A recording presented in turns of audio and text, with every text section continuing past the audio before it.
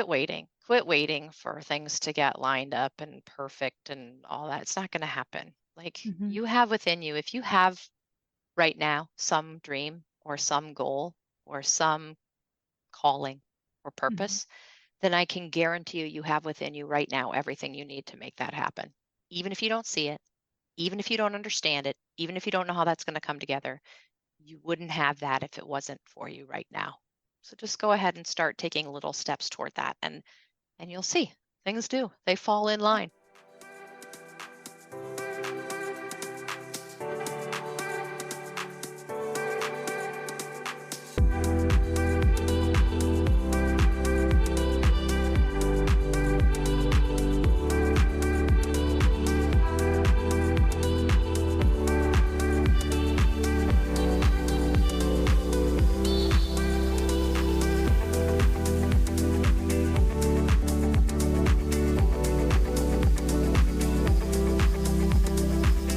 Welcome to the Good Enough Mompreneur Podcast, where we focus on all things motherhood and business. I'm your host, Angela Mischuli, and welcome to the first podcast interview of season 3. And I think today's guest is such a fitting person to help us set the tone for an inspiring year where we reach for new heights. I have the privilege of hosting the extraordinary guest, Megan Gluth-Bohan, an award-winning entrepreneur, CEO and owner of Try International Inc. and the owner of ChemBlend of America.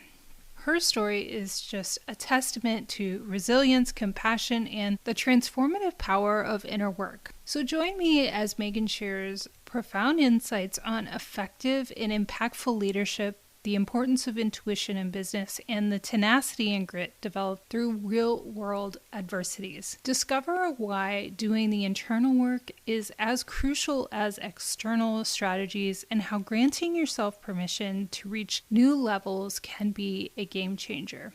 Megan also delves into the significance of coaching and mentorship in her success story, offering invaluable lessons for aspiring entrepreneurs. Additionally, she shares her wisdom on nurturing relationships and setting boundaries, providing a holistic perspective on achieving success both personally and professionally. And that holistic view is something we absolutely focus on here on the podcast. So get ready for an episode filled with inspiration, empowerment, and actionable advice. And without further ado, let's jump into this transformative conversation with the incredible Megan Gluth-Bohan.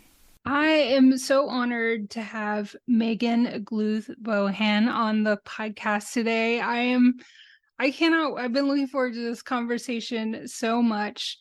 So you're an award-winning entrepreneur, a CEO and owner of TR International, and the owner of ChemBlend of America. So you have such an accomplished career. I mean, you've been, one entrepreneur of the year. Your company has just received so many accolades. So welcome and thank you for your time and connecting with us today. Absolutely. Thanks so much, Angela. Thank you. So why don't you set the stage for us? Because I know you've shown a lot of resilience. You haven't had a straight path. You haven't had everything set out for you. You've had a lot of adversity along the way. So can you give us a little background on how you became how you started to do what you do today? Sure, sure. That's probably like 16 hours of I know, podcasts, and I'm right? going to do I'm going to We're do my here very for it. best. I'm going to do my best to condense this, and then I welcome questions. I always start my story where I started, which is that I grew up in the Midwest in a small town in Iowa, which is an excellent place to be from. And my story starts like a lot of people's story does, which is to say, it starts from a place of lack. It starts from a place of sort of poverty, of some adverse childhood experiences, of sort of what I call the underbelly of some of the human experience. So as a child in that, there was a lot that I learned from that, good and bad. Honestly, I saw lots of examples of resiliency in my life, and I saw lots of examples of whatever the opposite of resiliency is. And without doing any denigrating or disrespect of any of those people, I learned from a really, really young age what kind of life I wanted and what kind of life I didn't want. And I think both things are really, really important, because when you start from there, some of the things that you know that you want are things that are maybe not specific goals or specific targets that a normal person would think about. But I, for example, didn't want to live in lack, and I didn't want to ever wonder where groceries would come from, and I didn't want to ever wonder if I was going to be able to pay a light bill. And I always think that's sort of important, because it impacted the way that I became a goal setter later, and the way I made plans for my future later. But I grew up in this situation, and I knew that I wanted more for my life, and I knew that I wanted different things. And so I ended up going to college, and I got into college, and all was well for a very short period of time before I sort of ruined the experience and ended up getting kicked out of college. And the reason I got kicked out of college, in total summation, was substance abuse, drinking, partying, prioritizing what I now know to be really inappropriate and immature coping mechanisms over my academics and the way that I showed up for that experience. What followed was a period of time where I had to prove to a different university that I could be taken back seriously again into an academic structure. I went to a community college. I worked a lot. I did what I needed to do to sort of rebuild myself and become an adult, become a grown-up.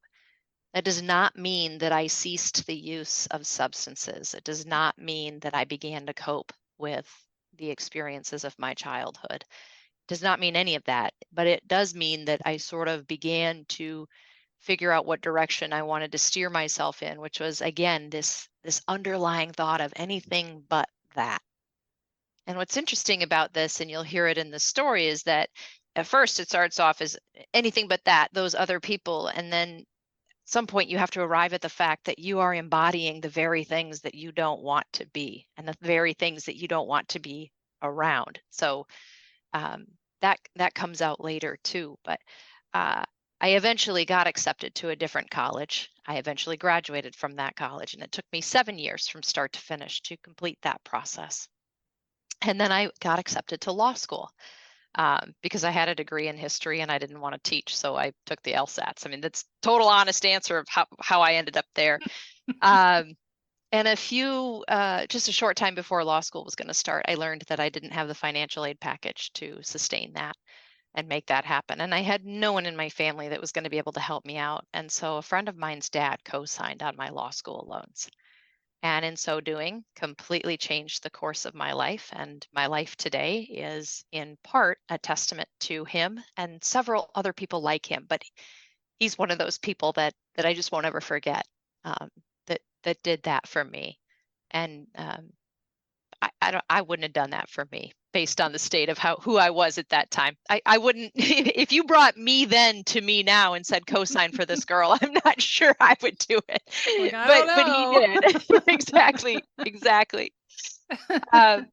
But it worked out, and it was amazing. And while I was in law school, my first wife at the time was diagnosed with ovarian cancer. And so I'm a full-time law student. I'm trying to work. I'm trying to do all of this. And I'm also trying to make sure I make it to every single doctor's appointment and every chemo treatment and all of this kind of stuff. And it was hard. It was some of the hardest, most grinding years of my entire life. And I graduated law school and somehow took and passed the bar exam. And she passed away a couple months after I achieved that. And I did not handle that well. I think that's the best way I could say. Again, we return to this theme of sort of these inappropriate coping mechanisms, these inappropriate or immature aversions to emotion and to just sitting and being present in what is. I couldn't do any of that. So I made one really great decision during that time, which was to move out to the West Coast. I needed to change of scenery, and that ended up being part of the upswing of the trajectory of my life for sure. Because I found out here nature and recreation and restoration, and that was really, really important for me to do. But I still needed to work on being more true to myself and becoming who I knew I could be. And the way that worked is that a few years after I moved out here, I met someone else, and she's amazing. I'm married to her today. We have two amazing daughters. But she told me at that time, I love you, but I'm not going to do this with you. And this meaning this alcohol addiction, this avoidance of my life. And so I at first sort of thrashed against that, what I perceived as an ultimatum, which I guess it was, but now we would call that healthy boundaries on her part. But I was still pissed. Where was that in like the 90s and early 2000s? Right. But I was pissed, but I eventually relented, and I did. I went and I got sober, and I haven't had a drink or any consciousness altering substance since. And that changed the course of my trajectory. And in doing that, I was also looking for a different job and all of this. And I had a friend from law school tell me that I should meet this guy who ran a chemical company in Seattle, because he wasn't a lawyer, but maybe he knew some of the law firms that I was interviewing at and could tell me a little bit about their vibe and things like that. And anyway, I went to meet him just as a pure networking chance meeting. And I have to tell people, like, you should take those meetings, because this was not a job call at all. You should take that meeting. And I went and I sat down with him, and by the end of it, he offered me a job to be his company's general counsel, and I took it almost right away. And I don't know why I took it. I knew nothing about that business. I knew nothing about any of that, but I just felt like in my gut, I had this leading and this prompting that said, this is where you're supposed to be. So I became the company's general counsel, and it turned out I really liked the business and was good at it. And I have some entrepreneurial gifts for sure. And then I became the company president. Then I became the company CEO. And then the time came for him to retire, and I bought the company from him. And again, this is a multi-volume set that we could go into, but but that's how I sit here today. I bought TRI from him, and then I acquired ChemBlend, and I'm closing another acquisition right now, actually, as we record this. And then at the beginning of the year, I don't know when this will air, but at the beginning of the year, those three companies will cease to exist individually. It'll be all one banner and one rebranded, newly named company. And then I think we're going to have some fun for a few years. Some more fun. That sounds amazing. I mean, on the podcast, we don't just talk about like business strategy. I lean towards looking at an entrepreneur holistically. Like, we don't show up in a vacuum. We bring who we are. And I think one of the most important things we can do is, mend all of those wounds and take care of ourselves and do that in our work. And it's so beautiful. It makes all of it worth it that you can sit here and share that story with other people and, let them know what's possible, because I'm really curious, because so many people in just one thing that you went through, not the whole series, could find themselves stuck in that identity of like, this is who I am and this is my lot in life and nothing else is possible. So what do you think gave you that light to, it sounds like you also have some intuition that you trust, which is really wonderful. And I think a must for any entrepreneur. But yeah, what is it that just, kept you going? Sure. I think that the myth of really successful entrepreneurs is that we have this coldness and that we are closed off and that we are aloof and that we get focused on our goals and we do nothing else and we train for the fight and we win the fight and whatever. And certainly there's so much of that. There really is. But the other side, the sort of untold, hidden side of that, is that I think most of us, if we're honest and if we have the words for it, are really deeply what I'm going to call spiritually connected people. And I want to be really clear and inclusive in that language, that when I say spiritually connected, I don't mean that a person must be religious, or I'm not saying that. I'm not even saying that they have to believe in a God. I mean that there is like this energy in the universe, however you conceive of that. And I think to be a really effective entrepreneur, you have to plug yourself into that, or be aware of the fact that you're already plugged into it. And so when you say, what's the light that got me forward? That's it. That is the thing that kept pulling me and drawing me and bringing me to the next place. You know, you used the word like stuck, like that there are people who think that they're stuck. And I want to remind people, like, stuck is a place. It really is. It's okay to say, I'm stuck. I'm in this spot. The danger is when we don't know that's a place. And so then we think we can't leave it. And I think that subtle shift of the mind is really, really important. If stuck is a place, then you are free to leave.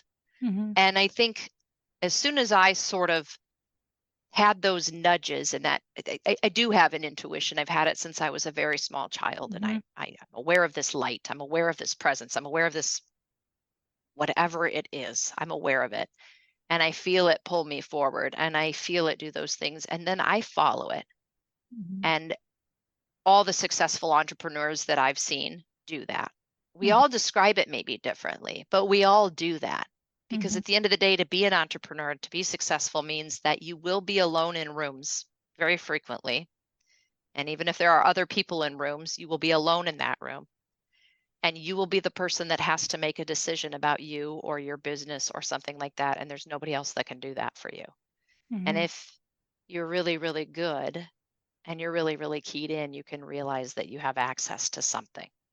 And so I would say that my access to that has been what has ultimately saved my bacon as an entrepreneur and as a person, which is the same thing.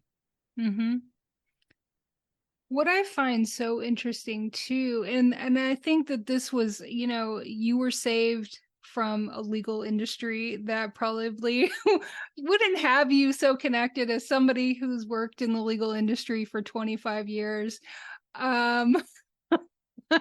Be grateful for that meeting. Yep. But for me, in the legal industry, before I was an entrepreneur, I had this kind of male energy style of leadership modeled for me. And that didn't feel intuitive to me. So therefore, I didn't think leadership or entrepreneurship was for me.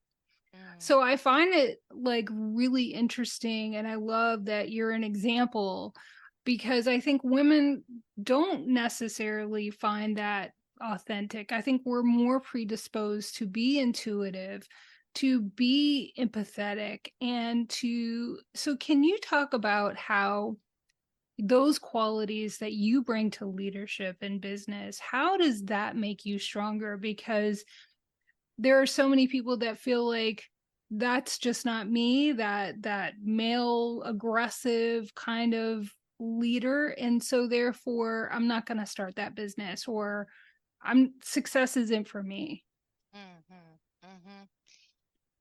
I think, first of all, that the ultimate strength for any person in business, and you're right, I think in my experience too, in my observation, women have an easier time accessing that. Although I've never been a man, so it is possible that they're accessing it very easily too. And maybe they don't. Maybe they don't feel like they get to say it, and that could be there too. And I want to honor that as well. But I will say that for some reason we have this ability to access that. And I do think that if you have that, it is literally your greatest strength. I can walk into rooms and know what's going on in there without anybody saying anything. And there's just a gift in that. And there is an edge, and there is a real gift I guess, to who I am and what I do in being able to do that. I also think that being intuitive and being in touch with that stuff allows you to connect with people. And I don't care what your business is, people want to connect in business. They want to do business with people they like. They want to form mutually satisfying connections. And then that way too, when things are getting hard in business, which they always do, then it's easier to have conversations. And so I think it's really, really important to say that this is the ultimate strength. It's the ultimate gift. We should be, if you're a woman sitting at home right now going, I don't know if I want to do that because I don't have that aggressive, however you want to describe it. Yeah. I would say that we should reverse that a little bit. Like even the people who are more aggressive should want the intuition. Like they should want to have that, because that's the ultimate strength. Yeah, I mean, I've read studies where businesses where women are the CEOs or in leadership positions do better. And I think it's because of that. But that just hasn't been modeled in movies and media. And so I think it's very easy for us to kind of think, well, that level of confidence or leadership requires somebody to be an extrovert or to be, have all of these maybe undesirable qualities that aren't necessarily true, but really you can show up with this quiet strength. And we really do build solid teams when we can be empathetic and we can, it's like, I love talking about the leaderships that motherhood prepares you for a higher level of leadership, because you're having to, adjust to somebody else who's completely different from you and needs you. And yes. So, and I think you're right there. And I think, not to interrupt, but you raised such a good point. Like if I tell everybody this, and it's true. If a woman comes to me and wants a job and she's got a few years missing on her resume because she was at home with her kids, I'm all about that woman. I know exactly what she did during that time, and I want her on my team. I know exactly what she did. But we don't give ourselves credit for it. No, we don't. No, we don't. It's, the ultimate, almost one of the ultimate leadership training exercises that, And so I love pointing that out and making sure that we remind ourselves that juggling all of the things and the people and all that's going on, in addition to being able to do your work, it's so important. And, definitely something you should highlight that you bring to the table. But I mean, it's like, how on earth did you also deal with all of the struggles with, figuring out what you wanted to do? And then also you had this, medical situation,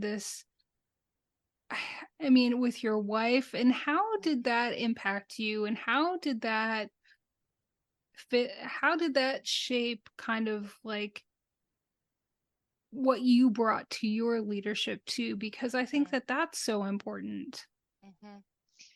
Well, there's two questions there, I think, that you're asking. First,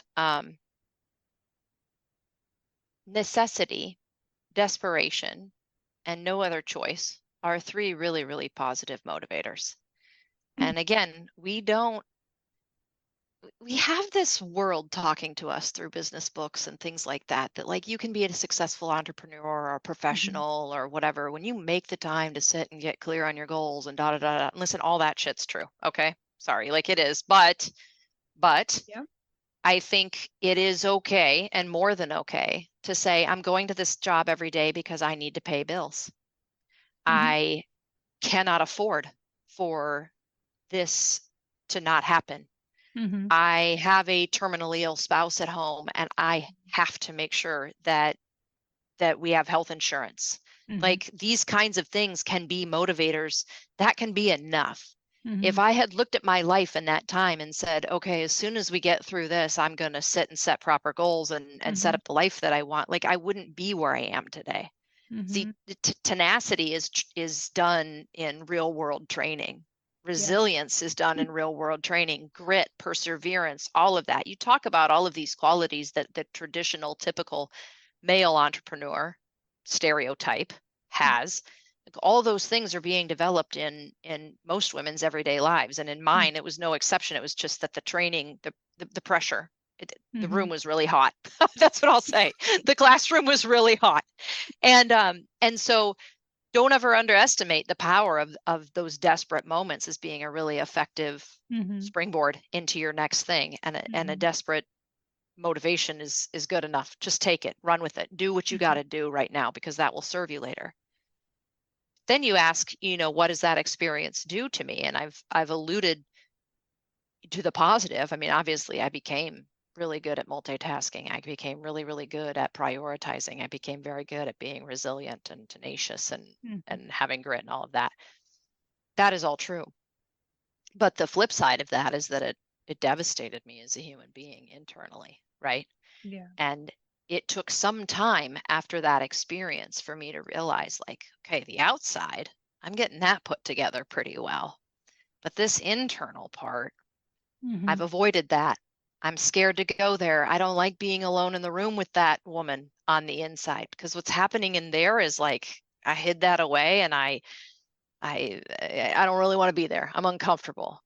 And that is a different level of work.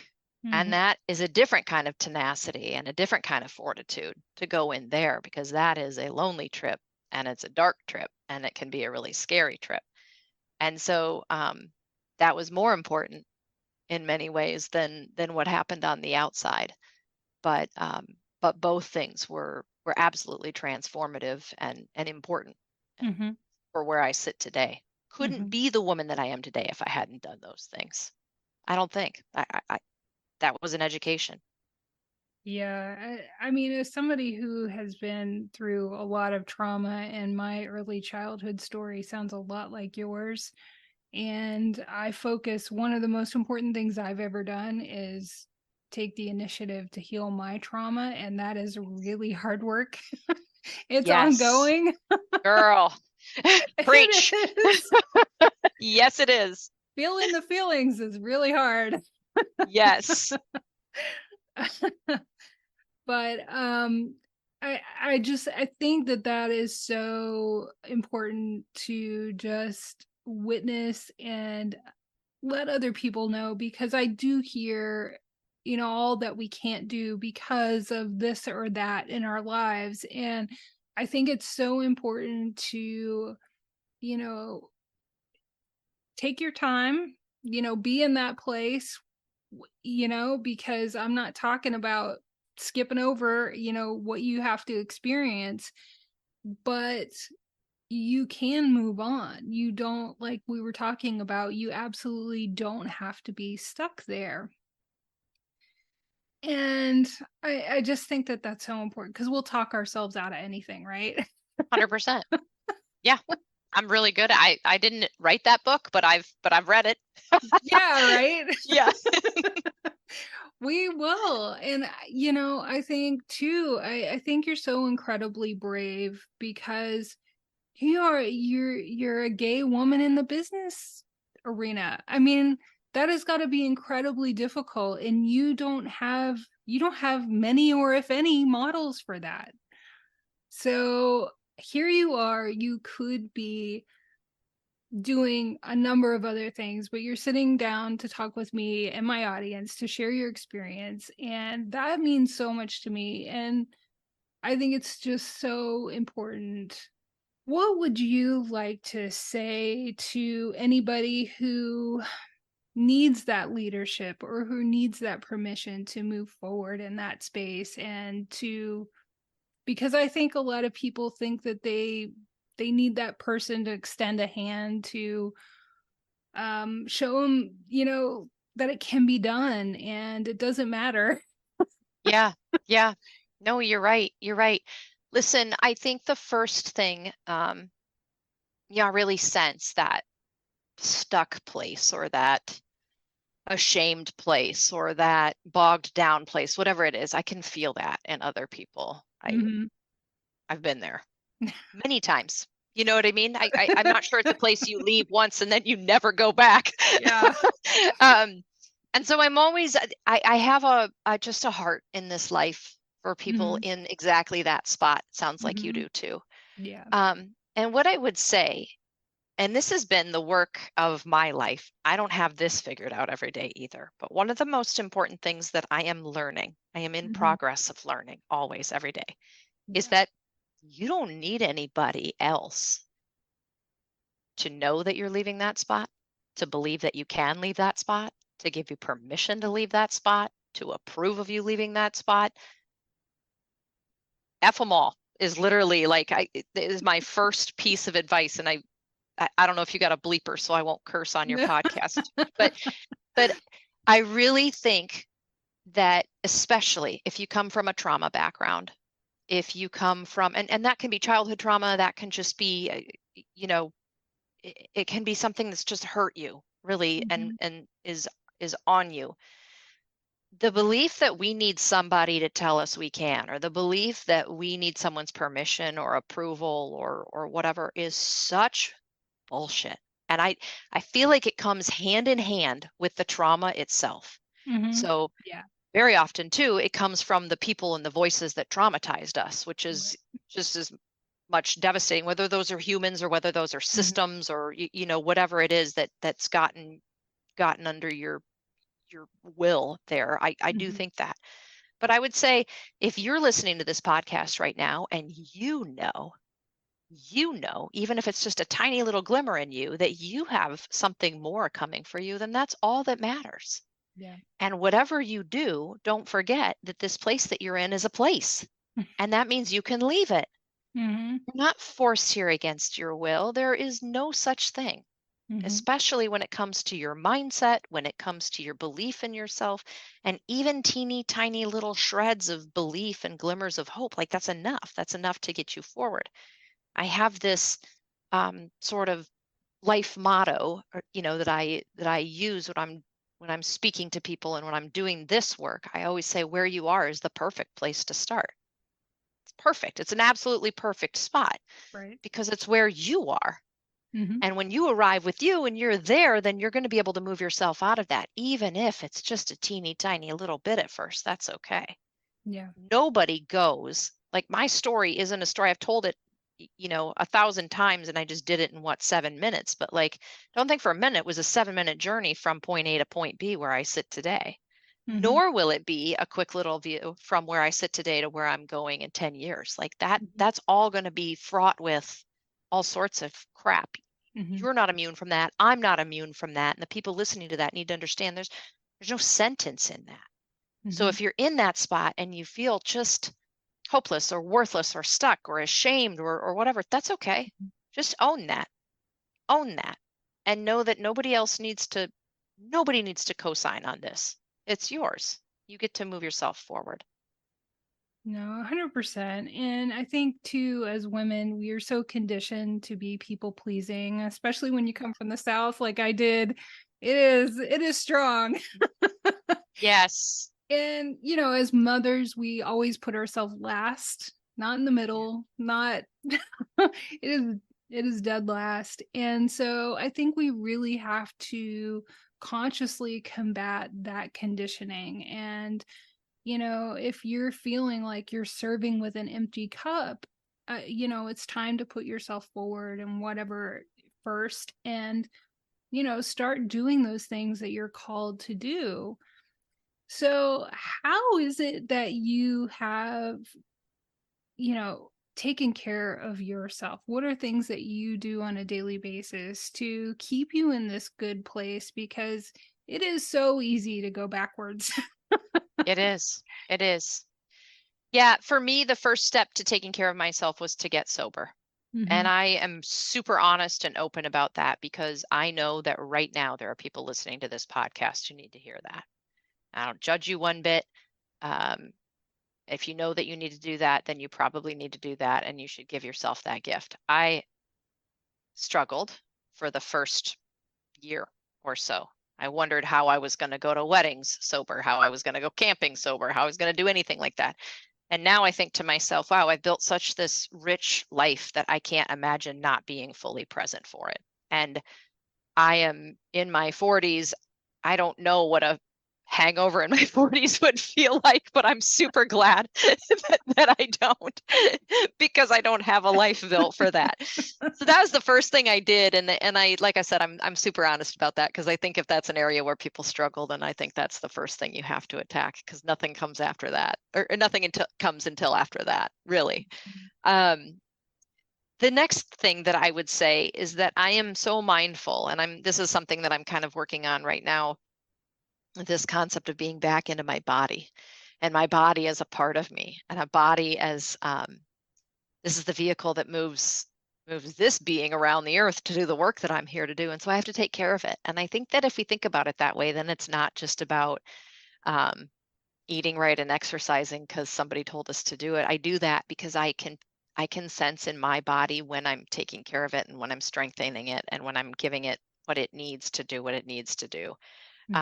And so I'm super disciplined about doing that.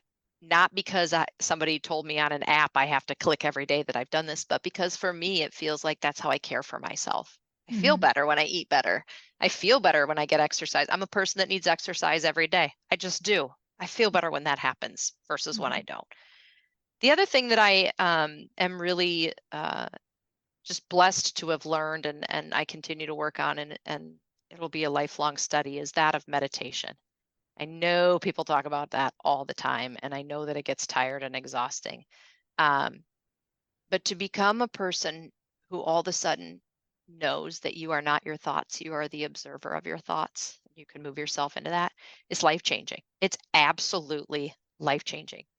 Because when you can get yourself in that position, you start to realize that how much of the thoughts you have that, first of all, don't belong to you. They have no business. They do not serve you. They are not good for your entrepreneurial skills. They are not good for you as a mother. They are not good for you as a spouse. Whatever you are in the world, whatever your role is, those thoughts are not always your friend. And when you can begin to be an observer of them instead of attaching and being connected to every single one of them as though it's truth, I think that's just, it's the next level. It really, really is. Yeah. And then finally, I will say I'm a person who resources myself with help. I think that I can't say enough good things about therapy.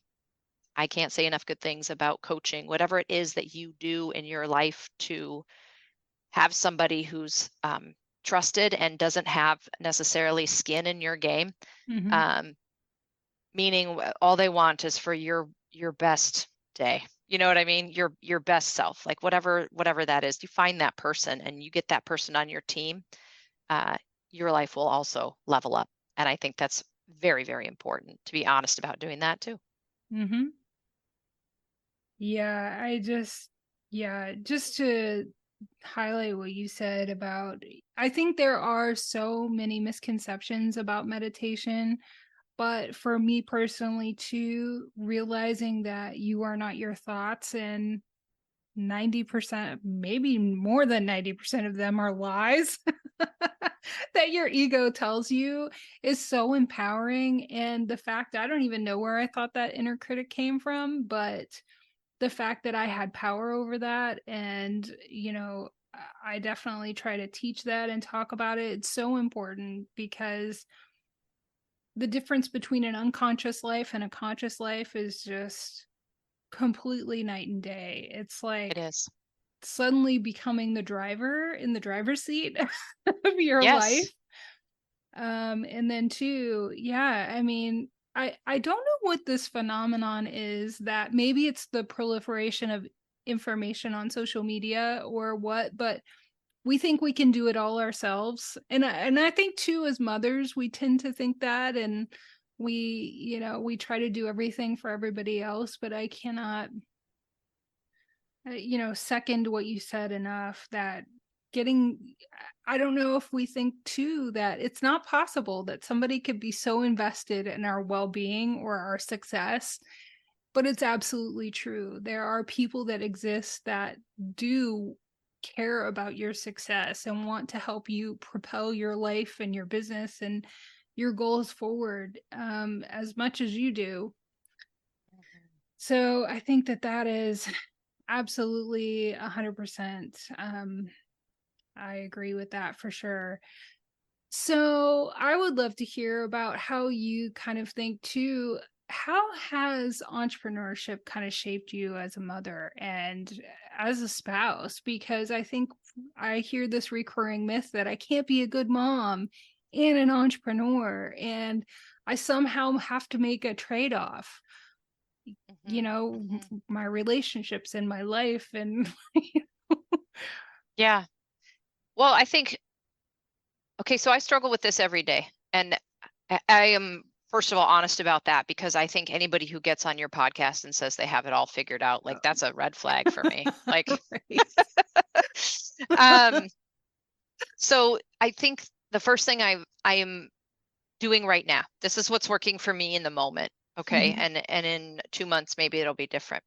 But I'm trying to break down my self on a day by day basis and say, okay, today this is the time I have available to do this, and this is the time I have available to do this. And so then while I'm doing that, can I make those moments as rich as humanly possible?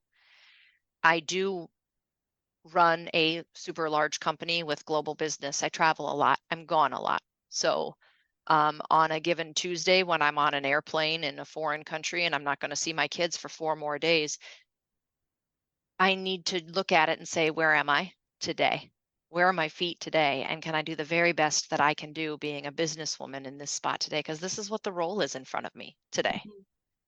I can sit there and pine away about whether I'm a good mom or not, and I can try and create some moment on FaceTime with my kids that will end up leaving all of us disappointed ultimately because my kids are little and they don't want to talk on the phone, but there's there's some of that, but I think when you're in that spot, you have to just be in that spot and you have to do the best you can do. And you can't run a tally of how many times you should have been here or should have been there or whatever. I think all you can do is the best you can with those moments.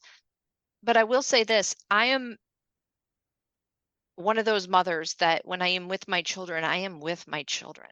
And that does not mean that I'm with my children for 8 hours at a time. I Mhm. can't be sometimes. But I work really hard if I, am coming in the door from the office at the end of the day. You know how little kids are. Like my girls are so excited to see me, so they run to me and like, do I want to take my makeup off right away? Do I want to do this? I do, but I don't. I get down on my knees and I look at them and I tell people this all the time. I'm really attentive to the way my face looks when they first see me. I want them to see me, regard them and greet them with like this joy because I feel that way even when I'm tired. So I focus really hard on that. And then I get down on their level and I get connected to them and I look in their eyes. And I will tell you this, there are people who probably stand outside of my life and observe and think, gosh, she isn't there enough.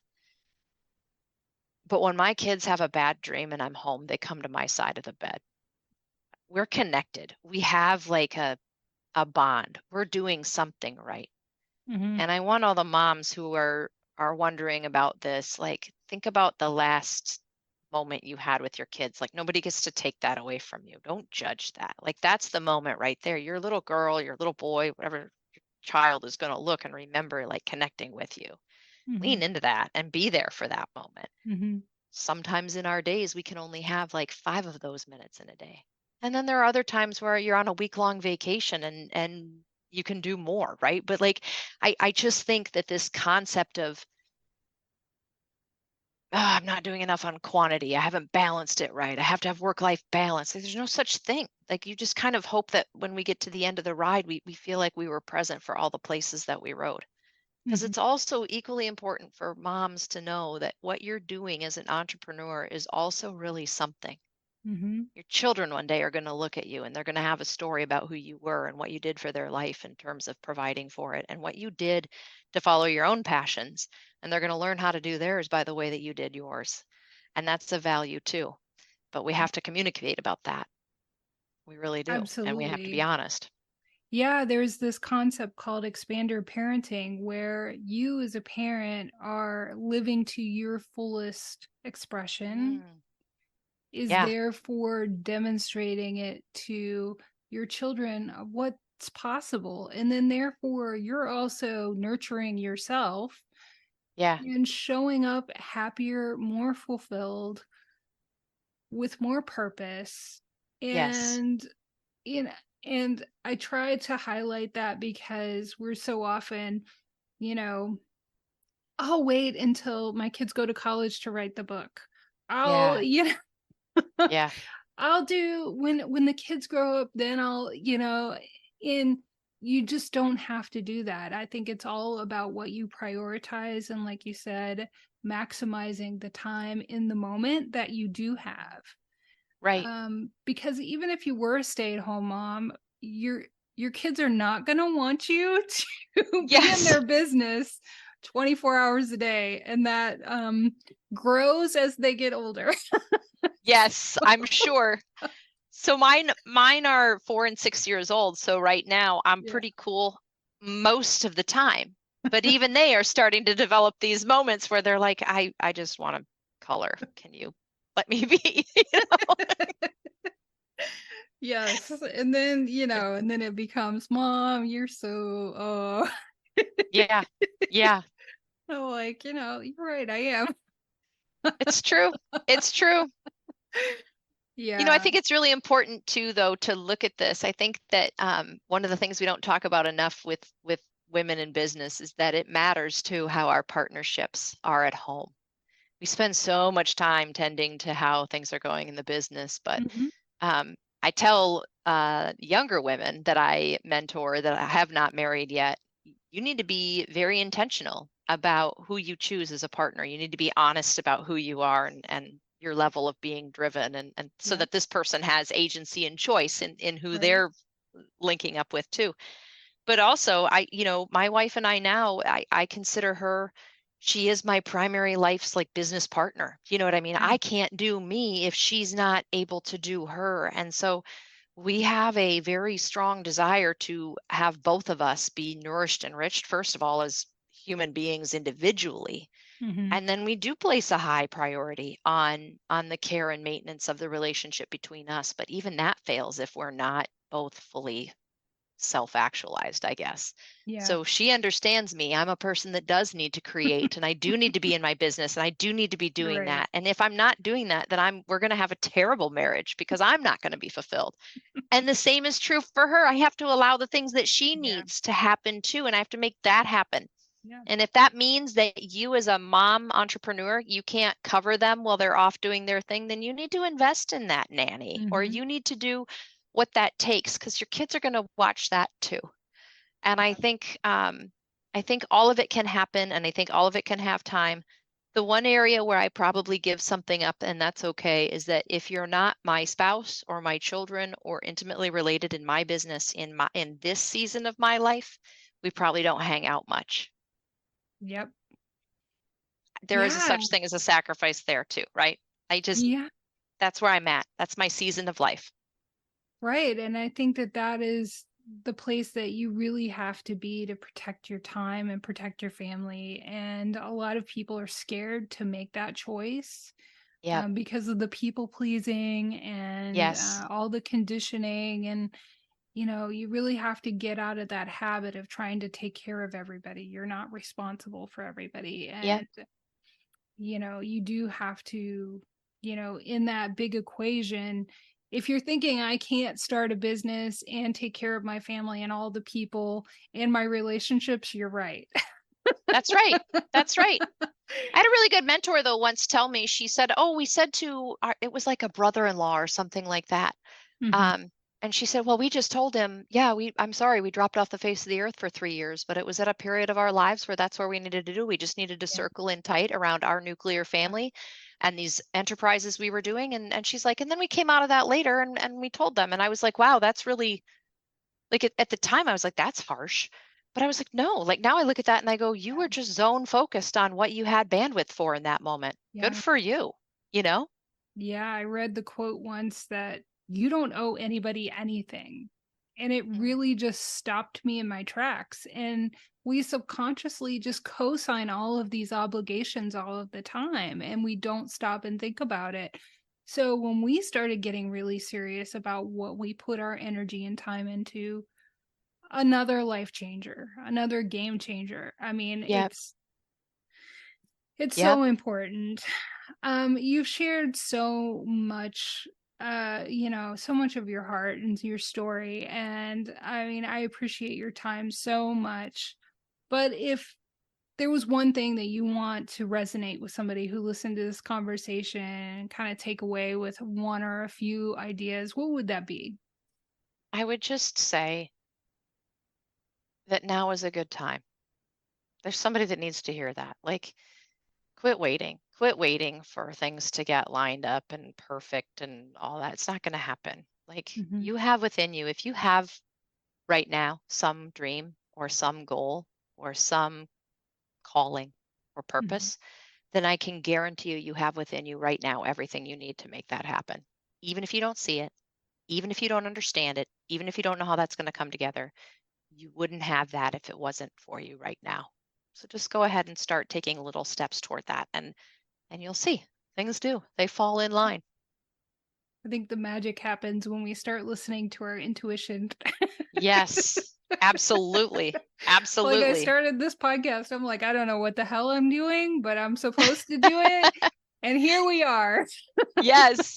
Yes, exactly. Almost 100 interviews later, almost season 3. I mean, it's crazy.